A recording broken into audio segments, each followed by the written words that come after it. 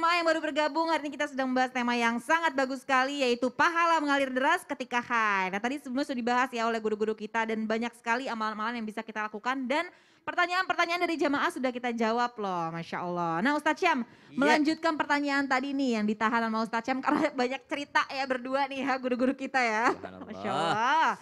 Ustadz Syam, ini apakah benar ada sebuah amalan yang bisa dilakukan wanita haid sebagai pengganti ibadah sholat sunnah tahajud? Nah itu apa sih Ustadz Syam? Baik, saudara yang tabi guruku, Ustaz Maulana, Kak Aca, Ustaz Nada, serta guru-guru kami yang dimuliakan Allah Subhanahu wa taala. Ba'da an aqul a'udzu billahi minasyaitonir rajim. Ya ayyuhal muzammil qumil laila illa qalila nisfahu aw inqus minhu qalila أو زد عليه ورتل القرآن ترتيلا. Wahai orang-orang yang sedang berselimut, qumil lail, maka berdirilah untuk melaksanakan ibadah di hadapan Allah Subhanahu wa taala di tengah malam, di setengah malam atau di sepertiga malam terakhir atau perbanyak di dalamnya untuk membaca Al-Qur'an, bermurattal di dalamnya. Lalu bagaimana Ustadz dengan seorang wanita yang sedang halangan, tidak mungkin mereka membaca Al-Qur'an, walaupun ulama berpendapat bahwa membaca Al-Qur'an boleh, yang tidak boleh adalah menyentuh mushaf Al-Quran. Kemudian bagaimana dengan sholat tahajudnya yang dia dawamkan, insya Allah kalau sudah didawamkan tetap mendapat pahala tahajud. Namun kita mau cari alternatifnya, karena pasti kebangun, misalnya karena udah terbiasa nih, pasti kebangun, kok bangun doang gitu. Maka subhanallah, bangun saja itu sudah mendapatkan keutamaan yang luar biasa. Coba dirasakan deh, bangun ketika seseorang lagi tertidur. Bahkan ini adalah perintah daripada baginda Nabi SAW ketika pertama kali hijrah.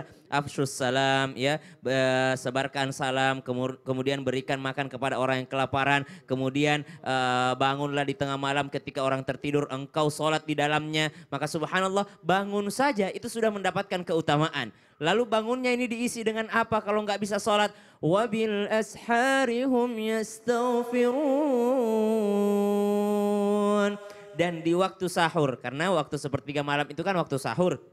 Dan di waktu sahur mereka beristighfar di dalamnya. Istighfar itu enggak harus suci. Istighfar itu enggak harus yang namanya wanita yang sedang tidak haid. Tapi beristighfar bisa dilakukan siapa saja. Bahkan dia dalam keadaan haid. Dia bisa memohon ampun kepada Allah Subhanahu wa taala. Kita tidak pernah tahu kapan Allah mengampuni kita. Apakah dalam keadaan kita suci atau dalam keadaan kita sedang haid. Maka memohon kepada Allah Subhanahu wa taala ampunan. Apalagi kalau misalnya dia sudah mendawamkan Allahumma anta rabbi la ilaha illa anta khalaqtani wa ana abduka wa ana ala ahdika wa wa'dika mastata'tu a'udzu bika min syarri ma sana'tu abu'u laka bi ni'matika alayya wa abu'u bi dzambi faghfirli fa innahu la yaghfiru dzunuba illa anta. Sayyidul istighfar dibacanya. Barang siapa yang membaca sayyidul istighfar di pagi hari, maka jikalau dia meninggal pada siang hari, maka masuk surga dia. Siapa yang membacanya di sore hari, kalau dia meninggal di malam hari, maka masuk surga dia.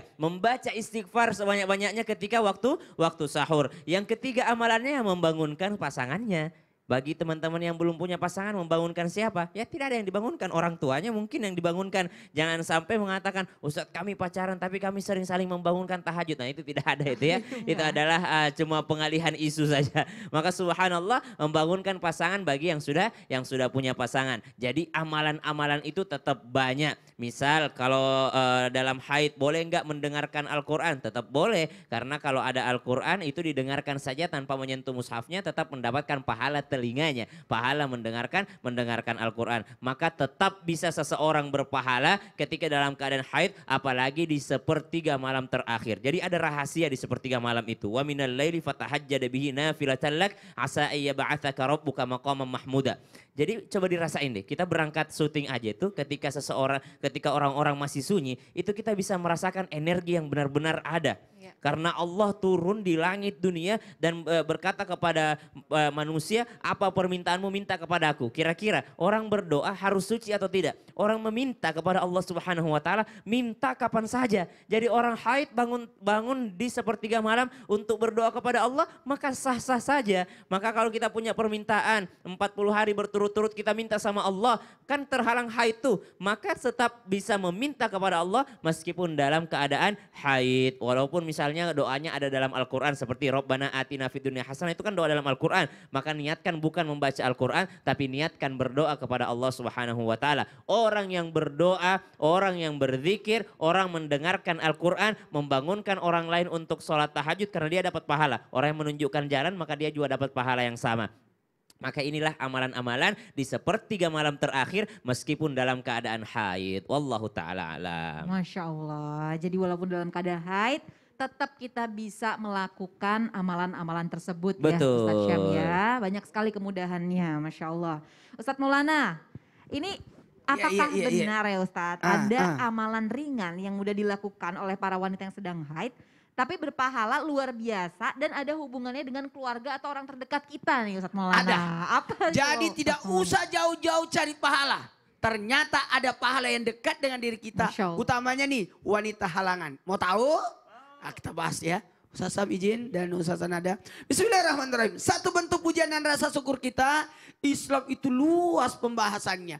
Bahkan pada wanita yang halangan haid sekalipun itu bisa mengalir pahala yang deras yang datang padanya. Ini biasa kita temukan ketika bulan suci Ramadan. Apa itu? Ketika wanita halangan, dialah yang bisa merasakan makanan itu enak atau tidak. Untuk dirasakan, kan bisa nyoba. Iya. Kan dia lagi nggak puasa. Masya Allah. Bahkan wanita yang halangan ketika di bulan Ramadan pada saat sahur, dia lebih bisa gesit memasak. Karena kenapa? Dia kan nggak puasa. Jadi jangan berkata, aduh banyak yang membuang pahala nih. Satu, ketika dia halangan di bulan suci Ramadan atau dia tidak puasa, dia langsung santai-santai aja. Maaf ya, yang besok nggak ada acara sahur-sahur. Kenapa? Mama lagi halangan jadi nggak ada sahur. Mak bangun sendiri. Justru wanita yang halangan harusnya lebih gesit, lebih kuat. Kenapa? Mengharapkan ridho Allah dengan cara mencuri perhatian Allah lewat amalan sedekah dan silaturahmi. Yang mana itu? Bersedekah kepada keluarga terdekat.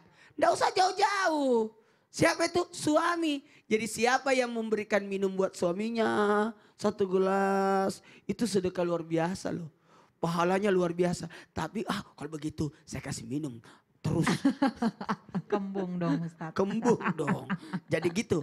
Jadi mengalir pahalanya, bahkan disebutkan sedekah kepada orang yang terdekat itu 2 kali lipat dibanding pahalanya kepada orang lain. Karena kenapa? Karena ada unsur pahala sedekah dan unsur silaturahmi. Jadi bahkan disebutkan secara detail, kalau orang bersedekah kepada yang tidak dikenal 10 pahalanya, sedekah kepada yang dikenal 100 pahalanya, sedekah kepada keluarga 1000 kali lipat pahalanya. Bahkan sedekah kepada suami 1000, istri 1000, kepada anak 10.000, kepada orang tua 100.000. Wah, kepada ustadz 1 juta. Maksudnya kepada agama. Karena pasti mengalir pahalanya. Dan pahala ini, Masya Allah Tabarakallah, menjadikan kita lebih dekat dengan Allah. Dekat dengan surga, dekat dengan manusia, jauh dari neraka. Bahkan tasaddaqu fa inna sadaqakum fikakum minan nar, menjadi penebus dari api neraka, menjadikan tolak bala. Jadi wanita halangan itu bebas. Jadi bisa bersedekah masa dan berbagi. Apalagi kalau Jumat kan biasa ada Jumat berkah kan. Jadi di malamnya tuh bisa gesit. Karena dia kan enggak puasa. Artinya enggak capek, enggak salat juga kan. Jadi ini nikmatnya. Jadi ambil raih pahala itu dengan berbagai macam kegiatan dan tidak menghalangi untuk mendapatkan keridhaan Allah lewat bersedekah. Dan sedekah yang terbaik adalah sedekah kepada lingkungan diri kita sendiri, yakni keluarga bahkan anak. Dan mohon maaf, pembelajaran besar buat contoh gini. Lagi salat berjamaah. Kan biasanya itu kalau kita mau salat berjamaah, ayo kunci pintu, jagain makanan. Sahabat kita salat, tiba-tiba datang kucing. Nah, sementara kalau ada wanita halangan, aman kita. Karena ada wanita halangan yang jagain. Justru jangan ambil kesempatan. Ah, saya halangan. Lagi tidak sholat berjamaah. Tidurlah dia. Jangan. Jangan Nih, bermalas-malasan buat ya Nora Ustadz nih ya. yang lagi nonton ya. Nora nonton. Anak-anak saya tuh paling senang kalau lagi halangan. Yeay. Kayak libur ya, Ba. Libur ya, Ba. Nggak ngaji, nggak sholat, enak aja. Saya bilang, kamu yang jagain. Jadi alhamdulillah mereka ada inisiatif. Kalau lagi berjamaah, lagi ada yang halangan, dia yang jagain. Masya Allah. Berarti nggak ada alasan untuk bermalas-malasan Nggak ada ya alasan. Ustadz Maulana ya. Masya Allah. Nah jamaah ini ada sebuah tayangan ya. Judulnya menarik. Bolehkah memotong kuku ketika haid? Nah seperti apa? Ini dia tayangannya.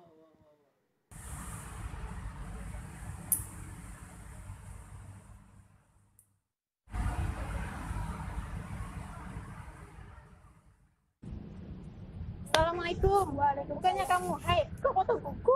Emang kenapa? Enggak boleh kan? Apa dasarnya? Nah Ustazah, ini gimana Iya. nih Ustazah? Karena ini banyak banget loh yang masih memperdebatkan nih. Apakah benar ada lagi hal yang begitu penting yang bisa dilakukan wanita yang haid dan juga mendapatkan limpahan pahala yang banyak. Tapi kadang banyak dilupakan oleh wanita karena anggapan tidak boleh dilakukan. Apa saja sih itu Ustazah? Mohon izin silakan. Iya, baik. Makasih Kak Aca, Ustadz Syam, Ustadz Maulana izin. Bismillahirrahmanirrahim. Alhamdulillah wassalatu wassalamu ala Rasulillah. Subhanaka la ilma lana illa ma 'allamtana innaka antal alimul hakim. Rabbi shrah li sadri wa yassir li amri wahlul 'uqdatam min lisani yafqahu qauli. Para wanita di luar sana ketika sedang libur karena datang bulan ya. Libur sholat boleh, libur puasa boleh.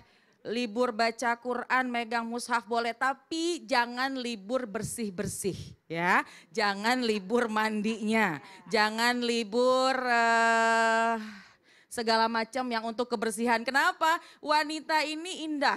Jadi wanita yang sedang haid tetap harus menjaga yang namanya kebersihan badan. Jadi apalagi nih mentang-mentang wah libur, datang bulan, nggak bisa sholat, akhirnya tidur sepanjang hari, mandinya sore atau bahkan seharian nggak mandi deh. Kenapa? Karena nggak wudhu juga gitu ya. Nah ini yang harus sangat diperhatikan. Wanita harus tetap menjaga kebersihannya meskipun dalam keadaan haid.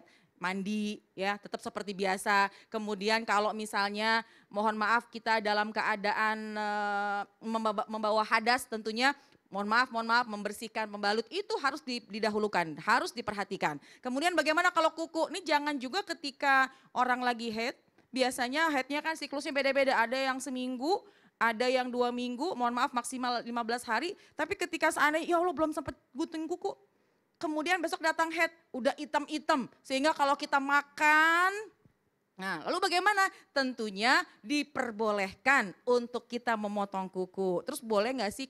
Harus nggak sih yang namanya dikumpulin? Ini memang ada berbeda pendapat. Ulama memang menyampaikan sebaiknya kalau memungkinkan, kalau bisa dikumpulkan nanti bersama-sama dengan kita mandi sucikan bersama-sama. Kenapa? Karena nanti di hari kiamat itu yang namanya rambut yang rontok misalnya, kuku yang terlepas misalnya akan kembali ke dalam tubuh kita, akan bertanggung jawab, artinya bergabung lagi. Tapi tentunya ini hukumnya bukan keharaman, bukan haram kalau seandainya gunting kuku, bukan haram kalau rambutnya rontok. Ini kalau seandainya diharamkan ketika wanita haid nggak boleh gunting kuku dan nggak boleh rontok rambut, maka kebayang perempuan seminggu nggak mandi, nggak sisiran, kukunya panjang, oh subhanallah, tentunya perempuan harus tetap menjaga kebersihannya meskipun sedang haid atau berhalangan. An-nazafatu minal iman, karena kebersihan itu sebahagian daripada iman. Itu yang pertama, pokoknya tetap menjaga kebersihan. Kemudian bagi wanita yang sudah memiliki suami, tentunya pahalanya dapat lagi nih. Ketika dia dalam keadaan haid, tentu juga harus menjaga kebersihannya. Boleh mempercantik diri, pakai wangi-wangian, kan tadi sudah dibahas tuh di segmen sebelumnya, bahwa tetap menjaga hubungan yang intim antara pusar dan lutut. Tapi selain itu tentu perempuan, ayo percantik diri di rumah, jangan justru ketika lagi haid nggak mandi, 2 hari nggak mandi, suaminya kayaknya lewatin begitu aja. Nah jadi tetap, kenapa? Bisa datang pahala loh, bisa mengaliri pahala ketika seorang istri bebenah rapi, memakai wangi-wangian, tentunya akan menyenangkan hati suami yang kedua. Kemudian tentunya yang ketiga, tadi sudah disampaikan banyak banget hal-hal yang bisa kita lakukan. Misalnya berzikir kepada Allah, kemudian juga bersedekah. Nggak ada halangan untuk kita melakukan kebaikan-kebaikan dan ibadah. Dan yang jangan lupa nonton Islam itu indah. Masya Allah. Artinya apa? Kajian. Ya. Kajian online, offline, ayo datengin. Karena biasanya gini Kak Aca, orang yang sedang haid itu kan siklusnya lama. Ya. Seminggu, bahkan bisa 10 hari. gitu Benar. ya. Bahkan ada yang sampai 14 hari. Kalau dia merasa meliburkan diri dari ibadah, ketika dia sudah suci lagi, ini males Iya, mau mulainya. Itu banget Ustazah. Nah, jadi ayo selama siklus haid, aliran pahala juga tetap bisa mengalir. Kemudian kita tetap memotivasi diri kita tetap melakukan ibadah. Jadi nggak ada kalimat turun grafiknya. Stabil, lagi ya. haid, lagi suci, tetap kita dekat kepada Allah. Yang terakhir boleh juga bahwa ketika kita sedang haid, amar ma'ruf nahi munkar. Masya Allah, Mengajak kepada kebaikan, mencegah kepada kemungkaran. Kalau kebaikan kita ajarkan, mandalla ala khairin falahu mithlu ajri fa'ilihi. Siapa yang mengajak kepada kebaikan, ayo bakti sama orang tua, ayo kita sodakoh, ayo kita berbuat Ya. kebaikan-kebaikan kitanya sedang haid, ayo sholat duha bagus loh, tapi memang saya sedang haid. Nah ini, tentu insya Allah kitanya haid, tentu insya Allah yang mengerjakan pahalanya akan mengalir kepada kita. Masya Amin. Allah. Ya Rabbal Alamin. Wallahu Amin, a'lam amin, ya bishawab. Rabbal Alamin. Terima kasih banyak Ustazah Sama-sama. Nada. Jamaah ini semakin seru dan kita nantinya akan menjawab pertanyaan-pertanyaan dari jamaah lagi. Tetap di Islam itu Indah, jamaah Alhamdulillah. Lillah.